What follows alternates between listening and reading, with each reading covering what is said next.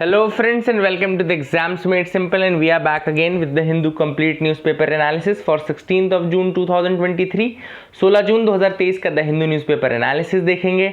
आप लोग से रिक्वेस्ट रहेगी कि please do like the video and do share it among your friends as well. Like ज़रूर करिए, शेयर ज़रूर करिएगा, ठीक है ना। तो this simple thing which I want you from your end. Start करते हैं सबसे पहले सवालों के साथ जिनके जवाब आपको देने हैं। तो ये हमारी एग्जाम्स मेड सिंपल की वेबसाइट खुल गई। यहाँ पे आप सवाल देख सकते हैं। पहला सवाल है, एक डिसीज़ आपको पहचाननी है। ये मॉस्किटो बॉर्न वायरल डिसीज़ है which is caused by the RNA virus, ठीक है ना। इतने में ही अगर आ जाना चाहिए, वैसे तो ऑप्शन ईजी मैंने रखे हैं। तो मॉस्किटो बॉर्न वायरल डिसीज़ है caused by the RNA virus transmitted to humans by the bites of infected female mosquitoes and there is no commercial vaccine available to protect against this. Options आपके सामने हैं। तो यहाँ पे polio, measles, meningitis या chikungunya, इनमें से आपको पहचानना है। The correct answer for this is, बहुत इजी सवाल है, आप देख सकते हैं। The correct answer is D, chikungunya.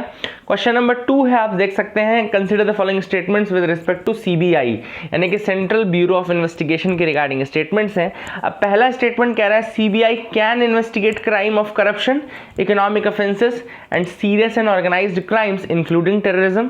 Second कह रहा है CBI can take up suo motu investigation of offences anywhere in the country। तीसरा कह रहा है the supreme court and high court can order CBI to investigate a crime anywhere in the country without the consent of the states. And चौथा कह रहा है CBI works under the administrative control of ministry of personnel, pension and public grievances. तो अब देखो इसका correct answer मैं आपको बताता हूँ, आप लोग अटेम्प्ट कर लीजिए। हालांकि पहले the correct answer for this is 2 statements correct. केवल 2 ही स्टेटमेंट्स हैं जो करेक्ट हैं। गलत कौन कौन से स्टेटमेंट है? तो देखो पहला स्टेटमेंट जब आप देखोगे तो लिखा है इंक्लूडिंग टेररिज्म। तो एक्चुअली जब आप सीबीआई का मैंडेट पढ़ोगे ना, तो it can investigate corruption, economic offences, serious and organised crimes other than terrorism, है ना। अदर देन टेररिज्म है, ना कि इंक्लूडिंग टेररिज्म। तो ये गलत हो जाएगा। दूसरा कह रहा है it can take up suo motu investigation of offence anywhere in the country, ये भी गलत है। सुओ मोटो केवल ये यूटीज में ले सकता है, ठीक है ना। तो यूनियन टेरिटरीज में ले सकता है, ना कि आपका कहीं पे भी। एंड तीसरा स्टेटमेंट सही है कि अगर supreme court, high court order करें तो ये इन्वेस्टिगेट कर सकते हैं without the consent of the state as well. And चौथा भी सही है। तो 2 स्टेटमेंट्स हैं जो करेक्ट हैं, बाकी 2 गलत हैं। मैंने आपको बता दिया। I hope you will remember that as well. अगला जो क्वेश्चन है वो आप देख सकते हैं, इसमें 3 स्कीम्स लिखी हैं। पहला लिखे देखो, प्रधानमंत्री primitive vulnerable tribal group development mission. ये एम करता है to provide basic government services to all the PVTG villages, पहला स्टेटमेंट है। दूसरा है NESTS scheme aims to provide quality upper primary, secondary and senior secondary level education to STs and PVTG students in tribal dominated areas. तीसरा कह रहा है प्रधानमंत्री आदि आदर्श ग्राम योजना aims at integrated development of villages in which the population of scheduled caste is above 50%। तो आपको बताना है किसमें कितने हैं ऐसे जो करेक्टली मैच्ड हैं। The correct answer for this is तीनों, ऑल 3 आर करेक्टली मैच्ड। तो पहला आपने देख लिया कि जो पीएम पीवीटीजी डेवलपमेंट मिशन है वो एम करता है to provide the basic government services to all the PVTG villages. Second है प्रधानमंत्री आदि आदर्श ग्राम योजना। तो प्रधानमंत्री आदि आदर्श ग्राम योजना बेसिकली एक integrated development of villages in which the population of scheduled caste is above 50% आदि आदर्श ग्राम में। और इसमें 36,000 ऐसे ट्राइबल विलेजेस लिए जाएंगे which will be developed to become model villages, ठीक है ना। तो याद रखिएगा, more than 50% population should be scheduled caste for आदि आदर्श ग्राम योजना। और एक एनईएसटीएस स्कीम जो national education society for tribal students है, वो एक centrally monitored and administered society है and it aims to provide quality upper primary, secondary and senior secondary level education to the STs and PVTG students, ठीक है ना। तो याद रखिएगा, इसी के अंदर आपको पता होगा कि जो एकलव्य मॉडल रेसिडेंशियल स्कूल्स हैं ट्राइबल स्टूडेंट्स के लिए, उनमें जो टीचर्स की शॉर्टेज थी उसको भी दूर करने के लिए एनईएसटीएस ने काम किए हैं, ठीक है ना। तो आई होप यू गॉट क्लैरिटी। आगे मूव करते हैं, देखते हैं कुछ प्रीलिम्स से स्पेसिफिक न्यूज़ आइटम्स जिसमें आपको प्रीलिम्स के बारे में काफ़ी कुछ सीखने को मिलेगा, जो टॉपिक्स इंपॉर्टेंट भी हैं, यूपीएससी पूछ भी सकता है। तो पहला है कि मेमोरियल बनाया जाना है for the fallen United Nations peace keepers, ठीक है ना। अब memorial is to be built now for fallen United Nations peace keepers. तो इंडिया का जो परमानेंट रिप्रेजेंटेटिव है यूएन में, हमारी एम्बेसडर है Ruchira Kamboj, she has introduced the draft resolution titled the memorial wall for the fallen United Nations peace keepers. तो जो उसका ड्राफ्ट रेजोल्यूशन है वो प्रेजेंट किया है रुचिरा कंबोज जी ने, and it has been named as the memorial for the fallen United Nations peace keepers. तो एक मेमोरियल वॉल बनाई जाएगी और उसमें सभी के नाम इंट्रोड्यूस किए जाएंगे, लिखे जाएंगे, जो लोग जिन्होंने अपनी जान गंवाई है for UN peace keeping missions and all, है ना। और ये कहाँ पे आएगा, it will come in the UN headquarters, ठीक है ना, ये यूएन हेडक्वार्टर्स में आएगा, which will honour the fallen peace keepers. And ये रेजोल्यूशन सबमिट किया था 18 कंट्रीज़ ने, जिसमें Bangladesh, Canada, China, Denmark, Egypt, France, India, Indonesia, Jordan, Nepal, Rwanda and US, ये सारी कंट्रीज इन्वॉल्व हैं। और द रेजोल्यूशन वाज को sponsored by nearly 190 UN member states and adopted by consensus, ठीक है ना। कुछ अब फैक्ट्स मैं आपको और बता दूं इसके न्यूज़ के साथ साथ कि international day of United nation peace keepers होता है 29 मई को। International day of United Nations peace keepers होता है 29 मई को। और इंडिया का कंट्रीब्यूशन अगर हम यूएन पीस कीपिंग में देखें तो India is currently the third largest contributor of uniformed personnels to UN peace keepings, ठीक है ना। तो यूएन पीस कीपिंग मिशन में थर्ड लार्जेस्ट कंट्रीब्यूटर इंडिया है, याद रखिएगा, ये भी इंपॉर्टेंट चीज़ है। और एक ब्लू हेलमेट्स नाम की चीज़ होती है। व्हाट इज ब्लू हेलमेट्स, अगर आपसे कहीं पूछे तो blue helmets are basically the UN military personnels. Blue helmets are UN military personnels that work alongside the UN police and civilian colleagues to promote stability, security and peace processes. तो blue helmets अगर आपसे कोई पूछे तो they are basically UN military personnel working alongside with the UN police and civilian colleagues, ठीक है ना। दूसरा जो टॉपिक है वो है withdrawal of general consent for CBI. तो अभी रिसेंटली तमिलनाडु ने कहा है कि अब they will withdraw the general consent given to the central bureau of investigation. CBI आप सबको पता है कि 1963 में सेटअप की गई थी by the resolution of ministry of home affairs, और it comes under the it is now under the ministry of personnel pension and public grievances, administrative control मतलब उसी का है। जो कमेटी जिसने रिकमेंड किया था सीबीआई के लिए वो है संथनम कमेटी, है ना। आपका सीवीसी और सीबीआई दोनों के लिए संथनम कमेटी ही रिस्पॉन्सिबल है। और ये non constitutional non statutory body है। जब आप सीबीआई के बारे में पढ़ेंगे तो आप देखेंगे कि वो अपनी power Delhi police special police establishment act 1946 से अपनी पावर गेन करता है, लेकिन ये नॉन कॉन्स्टिट्यूशनल और नॉन स्टैट्यूटरी बॉडी है। और सेक्शन 6 जो है डीपीएससी एक्ट का वो ऑथराइज करता है सेंट्रल गवर्नमेंट को to direct the CBI to probe on the cases within the jurisdiction of any state on the recommendation of the concerned state government. तो ये एक इंपॉर्टेंट चीज़ है कि सेक्शन 6 जो बोलता है वो रिकमेंडेशन की बात करता है कि कंसर्न्ड स्टेट गवर्नमेंट का कंसेंट या रिकमेंडेशन होना चाहिए। हालांकि सुप्रीम कोर्ट और हाई कोर्ट अगर चाहे तो सीबीआई को इन्वेस्टिगेट करने के लिए कह सकता है anywhere in the country without the consent of the state. दो तरीके के कंसेंट होते हैं, जनरल कंसेंट और स्पेसिफिक कंसेंट। जनरल कंसेंट क्या होता है? When a state gives a general consent to the CBI for probing a case, the agency is not required to seek fresh permission every time, है ना। एक बार general consent आपको चाहिए और फिर बार बार आपको कंसेंट नहीं चाहिए होता है, ठीक है ना। वहीं पे स्पेसिफिक कंसेंट जो होता है वो एक एक केस बाय केस बेसिस पे होता है, ठीक है ना। तो केस बाय केस बेसिस पे होता है। तो ये इंपॉर्टेंट, जनरल कंसेंट विड्रॉ किया है तमिलनाडु ने। अगला टॉपिक है United Nations high commissioner for refugees, UNHCR. तो United Nation high commissioner for refugees, याद रखिएगा, एक यूएन रेफ्यूजी एजेंसी है और इसका काम क्या है? To save life, protecting the rights and building a better future for the people who are forced to flee their homes because of conflict and persecution.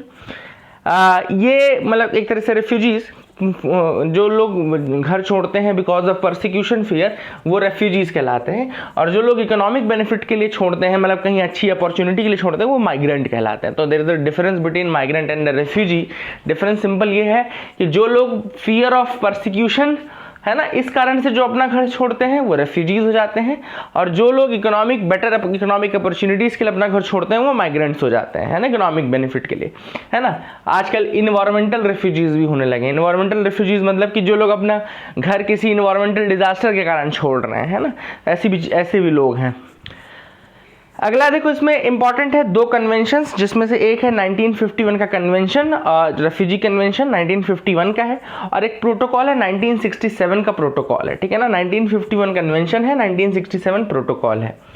अब तक 146 countries are party to the 1951 convention and 147 are party to 1967 protocol. तो countries that have ratified the refugee convention are obliged to protect the refugees that are on their territory. तो जो लोग, जिन countries ने ratify किया है refugee convention को, they are obliged to protect refugees that are on their territory. India is not a member to this convention not to the protocol. India ना तो convention का मेंबर है ना तो प्रोटोकॉल का मेंबर है, लेकिन इंटरनेशनली एक चीज और मैं आपको बता दूं, other than this convention and all, internationally एक यूनिवर्सली एक्सेप्टेड प्रिंसिपल ये है, प्रिंसिपल ऑफ नॉन रिफाउलमेंट बोलते हैं, प्रिंसिपल ऑफ नॉन रिफाउलमेंट। मतलब कि अगर आपके यहाँ मैं लिख देता हूँ यहाँ पे कुछ, नॉन रिफाउलमेंट, FOUL। तो प्रिंसिपल ऑफ नॉन रिफाउलमेंट जो कहता है, वो कहता है कि मतलब आपके यहाँ अगर कोई इस तरीके से परसिक्यूटेड कोई व्यक्ति आए तो उसको आप मतलब जनरली आप ह्यूमन ग्राउंड्स में, ह्यूमैनिटेरियन ग्राउंड्स में आप उसको अपने यहाँ से आउट ना या बाहर ना करें, नॉन रिफाउल, उसको बाहर ना करें, ठीक है। This is the thing. अगला है मेयन वॉल्केनो। तो मेयन वॉल्केनो क्या है? एक जंटल अभी इरप्शन हुआ है in the most active volcano in Philippines. ये फिलीपींस का सबसे ज़्यादा एक्टिव वॉल्केनो है Mayon volcano, and it is highly active strato volcano and located है ल्यूजॉन फिलीपींस में, and it is called the world's most perfect volcanic cone because of the symmetry of its shape, and it is located in the centre of Mayon volcano national park, ठीक है ना। तो याद रखिएगा, it is located in the Pacific ring of fire. Pacific ring of fire अगर आप देखें तो यहाँ पे आप देख सकते हैं, इसमें आपको सेंट हेलेंस वाला पार्ट दिखेगा, पैरिक्यूटिन दिखेगा, सेंटियागो दिखेगा, क्राइस्ट चर्च, देन यहाँ पे पिनाटुबो, फ्यूजी, सेंडाई, जापान, ये सारे पार्ट जो हैं ये आपके पैसिफिक रिंग ऑफ फायर में ही लाई करते हैं। और यहाँ पे आपको फिलीपींस की, यहाँ इधर देखो माउंट मेयन दिखेगा। तो this is again a thing which is important. I hope you got clarity regarding that as well. आपको दिख रहा होगा। तो that is the thing from the news part of point of view. थोड़ा हम paper की तरफ आते हैं। तो न्यूज़पेपर में देखते हैं क्या इंपॉर्टेंट है। पहला है export dip again, trade deficit hits 5 month high. Obviously बात है, जो मर्चेंडाइज एक्सपोर्ट है वो डिक्रीज होता जा रहा है। और अब इसका क्या कारण हो सकता है? बहुत सारे कारण हो सकते हैं। एक तो आपका प्रोडक्शन कम होगा, है ना। फर्स्ट, प्रोडक्शन माइट डिक्रीज क्योंकि इन्फ्लेशन बहुत ज़्यादा था, तो रॉ मटेरियल्स की कॉस्ट भी बहुत ज़्यादा थी, तो बहुत सारे लोगों ने कॉस्ट ज़्यादा खरीदी नहीं उसको, तो ऑब्वियसली बात है। दूसरा ये है कि कम होने का कि जो ग्लोबल सप्लाई चेन्स हैं वो डिसरप्टेड हैं। अभी भी आपको पता है कि यूक्रेन रशिया का वॉर चल रहा है, तो ऑब्वियसली बात है ग्लोबल सप्लाई चेन्स जो हैं वो आपकी डिसरप्टेड है। तीसरा जो इसका कारण है वो ये है कि ग्लोबल जो डिमांड है वो डिक्रीज है ना। डिमांड डिक्रीज है, तो जब डिमांड डिक्रीज होगी तो भी आपका एक्सपोर्ट कम होगा। तो कॉमन सेंस वाली बात है, ये कुछ रीजंस हो सकते हैं which are there for the dip in the exports. और कई बार आप जो कंट्रीज हैं वो प्रोटेक्शनिज्म की तरफ जाती जा रही हैं। प्रोटेक्शनिज्म मतलब कि क्लोज करती जा रही है इकोनॉमी को। जब यूएस जैसी इकोनॉमी क्लोज कर रही तो आप दूसरों को क्या ही कहेंगे। तो ये कुछ रीजंस हैं जो कि एक्सपोर्ट डिप के रीजंस हैं। और जब एक्सपोर्ट आपका घटेगा और इंपोर्ट में आप घटोतरी नहीं कर पाएंगे तो ऑब्वियसली बात है आपका जो ट्रेड डेफिसिट है, यानी कि एक्सपोर्ट माइनस इंपोर्ट का डेफिसिट जो है वो बढ़ता जाएगा। तो ट्रेड डेफिसिट इसीलिए हमारा 5 मंथ हाई पे चल रहा है, ठीक है ना। सिंपल रीजन है, कोई बहुत ज्यादा कठिन चीज नहीं है, है ना। आते हैं हम एडिटोरियल पार्ट में। इंपॉर्टेंट है, बीच में ऐसे कोई न्यूज नहीं है जो आपकी मिस हो जाएगी तो आपका काम नहीं चलेगा, तो ऐसा कुछ भी नहीं है। Reflections on the artificial intelligence as a friend और अ फो। यहाँ पे ऑथर ने यहाँ पे AI की बात की है कि AI बहुत ज़्यादा डेवलपमेंट हो रहा है, और AI में बहुत ज़्यादा डेवलपमेंट ऑब्वियसली हो रहा है। आपने चैट GPT देखा होगा, आपने बहुत सारे ऐसे फीचर्स देखे हैं जो कि अब आजकल speech recognition, translation, identifying objects like photographs and all, AI बहुत सारे काम कर रहा है। एक जो एस्पेक्ट है ऑथर ने कहा है कि AI में अभी नहीं हो रहा है, वो है AGI, यानी कि आर्टिफिशियल जनरल इंटेलिजेंस, ठीक है ना। तो यहाँ पे ये चीज आप लिख लीजिए, what is AGI। AGI is artificial general intelligence, और ऑथर ने इसको कंपेयर किया है ह्यूमन बीइंग से कॉमन सेंस के साथ, ठीक है ना। तो ऑथर ने क्या कहा है कि this is just like the common sense in human beings. AI के पास अगर मान लो आग लगती है तो एक रोबोट, अगर AI नॉर्मल AI का रोबोट है और एक आप है, तो आग लगेगी तो आप भाग जाओगे, लेकिन जनरल रोबोट जो है, जो AI का रोबोट है वो नहीं भागेगा। कब तक नहीं भागेगा? जब तक उसके अंदर AGI नहीं आता, यानी कि आर्टिफिशियल जनरल इंटेलिजेंस नहीं आता है, तब उसको सही गलत और डिसीजन मेकिंग और ये सब चीजें समझ में आएंगी। तो ऑथर ने कहा काम हालांकि हो रहा होगा, बट यट अभी भी AGI के लिए कोई क्रेडिबल हमको डेवलपमेंट नहीं देखने को मिला है ना। फिर भी ऑथर ने कहा कि जो जितना अभी है AI वो भी अपने आप में बहुत ज़्यादा डिसरप्टिव हो सकता है, क्योंकि अब उसमें जो LLM मॉडल है यानी कि लार्ज लैंग्वेज मॉडल है उसका यूज़ किया जाने लगा है। LLM का यूज़ हमको पता है कि ChatGPT भी करता है, तो ये सब बहुत ज़्यादा टेक्स्ट जनरेट करते हैं। तो ऑथर ने बहुत सारी चीज़ें इसके जो रिस्क एसोसिएटेड है वो भी बताए हैं और कहा है कि हाँ AGI के आने के बाद ये रिस्क और बढ़ सकते हैं, क्योंकि तब उस समय मशीन्स के पास एक नॉलेज बेस भी होगा, एक डिसीजन मेकिंग भी होगी और एक मतलब सोचने के लिए कॉमन सेंस भी होगा। तो हो सकता है that might do some bad tricks to us, है ना। हालांकि डेवलपमेंट ऑब्वियस सी बात है, किसी भी चीज़ का आप इसलिए नहीं रोक सकते क्योंकि वो फ्यूचर में ऐसी हो जाएगी, है ना, लेकिन आप उसको बहुत ही रेगुलेशन के साथ डेवलप करें। ऑथर का सजेशन ये है कि it needs to be regulated, क्योंकि अभी अगर हम देखें OpenAI कौन बना रहा है, किसने बनाया, किसी को कुछ नहीं पता, है ना, एंड रेगुलेशन भी बहुत ज़्यादा नहीं है। OpenAI एक नॉन फॉर प्रॉफिट ऑर्गेनाइजेशन के रूप में आया था, अब वो फॉर प्रॉफिट ऑर्गेनाइजेशन हो चुकी है। तो ये जो रेगुलेशन की कमी है ना उसको हमको दूर करना पड़ेगा। We need to know each and everything about who is creating, what is creating, क्या मेथोडोलॉजी है, कैसे इसको मतलब ओवरकम किया जा सकता है, ये सारी चीज़ें।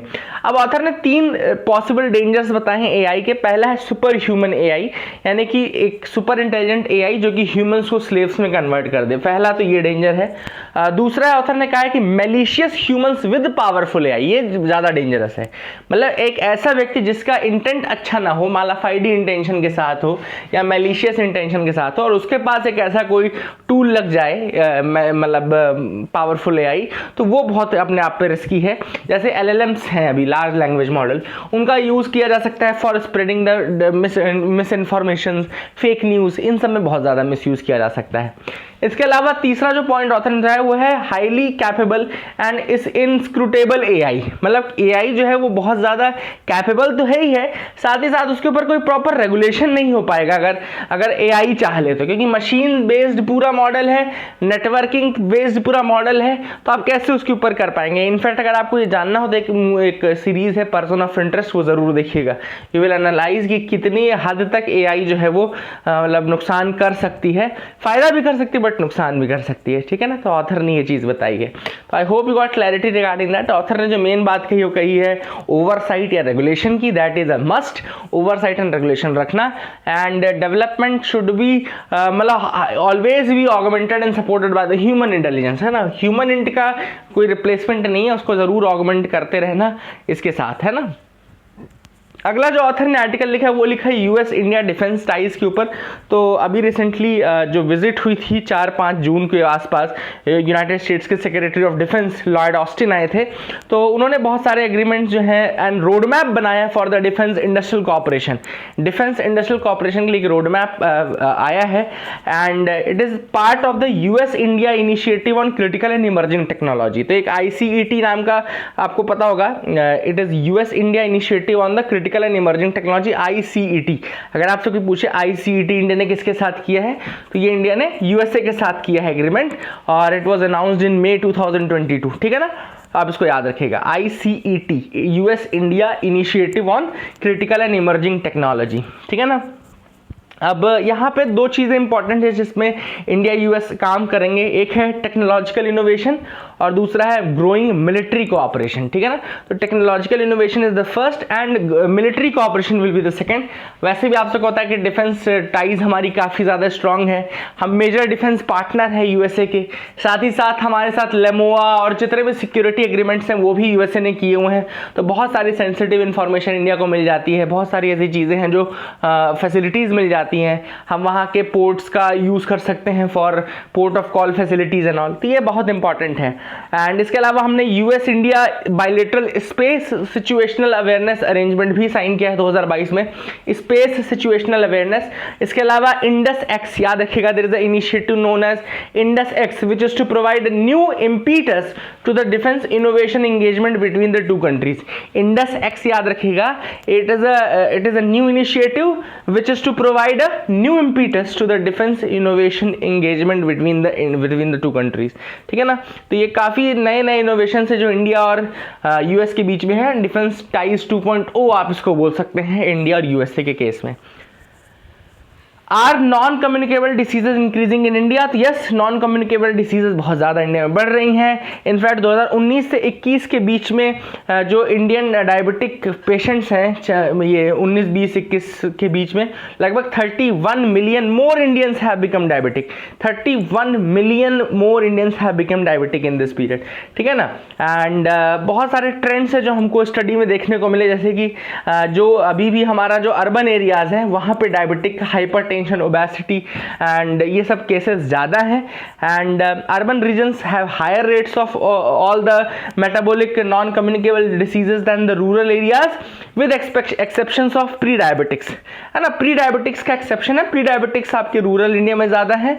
और ये कहा जा रहा है कि अगर रेगुलेट नहीं किया हमने इस चीज़ को तो 4-5 साल में, अगले 4-5 साल में रूरल एरियाज के नंबर भी बहुत ज़्यादा बढ़ जाएंगे, ठीक है ना। जो हाईएस्ट डायबिटीज़ का प्रिवेलेंस है वो देखा गया गोवा में, पुडुचेरी में, केरला में। एंड प्री डायबिटिक्स का प्रेवलेंस आपको सिक्किम में, हाइपरटेंशन का पंजाब में, generalised obesity and abdominal obesity का आपका पुडुचेरी में, है ना। ये सब आपको देखने को मिला। All these are increasing. Obvious बात है लाइफस्टाइल के कारण है, फूड हैबिट्स, ईटिंग हैबिट्स और जो इनएक्टिविटी है, लेथार्जी है, ये सब इसके रीजंस हैं। तो आई hope you got clarity regarding that. आगे देखते हैं और कोई इंपॉर्टेंट न्यूज़ आर्टिकल है तो you can move ahead with me. यहाँ पे तो ऐसी कोई खास न्यूज़ दिख नहीं रही है। बिल्कुल आप मेरे साथ आगे बढ़ सकते हैं, जब भी इंपॉर्टेंट आएगा वहीं मैं रुक जाऊँगा। Isolating eliminating chronic elements using door to door screening. अब यहाँ पे एक स्कीम के बारे में लिखा है, एक्चुअली तमिलनाडु की स्कीम है, मक्कालई थेड़ी मारुथुवम, MTM स्कीम है, याद रखिएगा, Makkalai Thedi Maruthuvam. It's a scheme that takes health services to the door steps of the people and it is a step in the right direction to prevent and control the non communicable diseases। तो जा करके लोगों के यहाँ कुछ measurements लेना, कुछ उनके डोर टू डोर स्क्रीनिंग करना कि कौन लोग इफेक्टेड है, कौन लोग नहीं है। तो MTM स्कीम एक रोल मॉडल के रूप में आ सकता है country wide. So that is the thing. So that is it for the day friends. I hope you like the video. Please like and subscribe, keep loving us, keep sharing us. Thank you, have a nice day.